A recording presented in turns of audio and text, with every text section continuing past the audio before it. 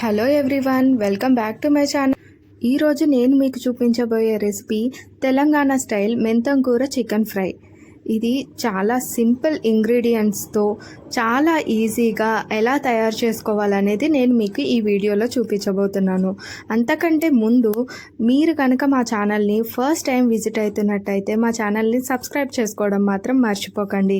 అలానే పక్కన ఉన్న బెల్ ఐకాన్ని కూడా క్లిక్ చేసేసేయండి. మేము పెట్టే ప్రతి వీడియో కూడా మీకు నోటిఫికేషన్ వస్తుంది. నేను ఇక్కడ 1/2 కిలో చికెన్ని తీసుకున్నాను అండి. దీనిని సాల్ట్ వేసి నీట్గా క్లీన్ చేసుకున్నాను.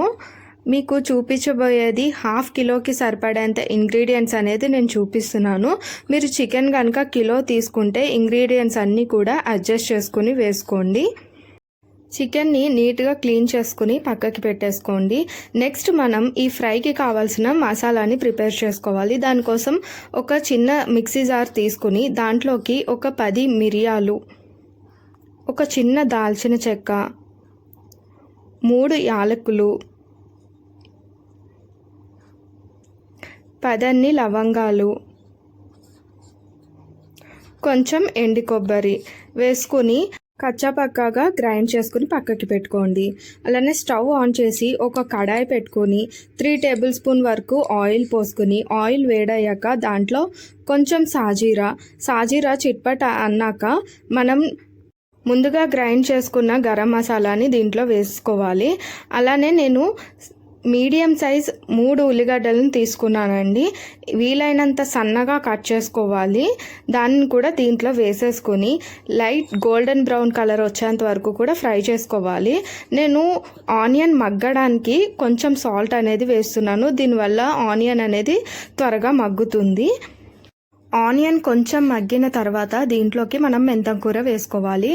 1/2 కిలో చికెన్కి 1 కట్ట మెంతం కూర వేస్తున్నా అండి. ఈ మెంతం కూర కూడా నూనెలో మంచిగా మగ్గిన తర్వాత మనం దీంట్లోకి 1.5 టేబుల్ స్పూన్ పసుపు అనేది యాడ్ చేసుకోవాలి. ఈ పసుపు నాన్ వెజ్ ఐటమ్స్లో కొంచెం ఎక్కువగానే వేసుకోవాలండి. ఆ నీసు స్మెల్ అది రాకుండా ఉంటుంది. ఇలా పసుపు వేసుకున్న తర్వాత 1 స్పూన్ వరకు అల్లం ఎల్లిగడ్డ వేసిన తర్వాత బాగా కలుపుకోవాలి. ఆ ఫ్లేవర్ అంటే అరోమా వచ్చేంత వరకు మంచిగా కలుపుకొని దాని తర్వాత మనం దీంట్లోకి కడిగి పెట్టుకున్న చికెన్ని వేసుకోవాలి. చికెన్ని మంచిగా కలుపుకొని స్టవ్ స్లో ఫ్లేమ్లో పెట్టుకొని మూత పెట్టేసి ఒక 10 మినిట్స్ కుక్ చేసుకోవాలండి. ఈలోగా చికెన్లో ఉన్న వాటర్ అంతా కూడా బయటకు వచ్చేస్తుంది అన్నమాట.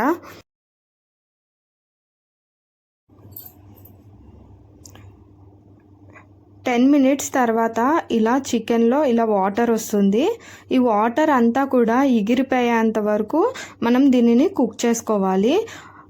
వాటర్ అంతా ఎగిరిపోయాక పైకి ఆయిల్ అనేది తేలుతుందండి.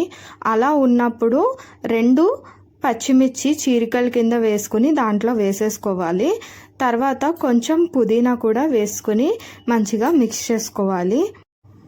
స్లో ఫ్లేమ్లో పెట్టుకుని మాత్రమే కుక్ చేసుకోవాలి. అయినా చికెన్ త్వరగానే ఉడికిపోతుందండి. ఎక్కువ టైం ఏం పట్టదు. ఇలా మంచిగా కలుపుకున్న తర్వాత మనకి టేస్ట్కి సరిపడేంత ఉప్పు కారం వేసుకోవాలి. నేనైతే 1 స్పూన్ వరకు కారం అలానే సరిపడేంత ఉప్పు కూడా వేసి మంచిగా మిక్స్ చేస్తున్నాను. ఉప్పు కారం వేసాక కొంచెం అడుగంటుతూ ఉంటుందండి.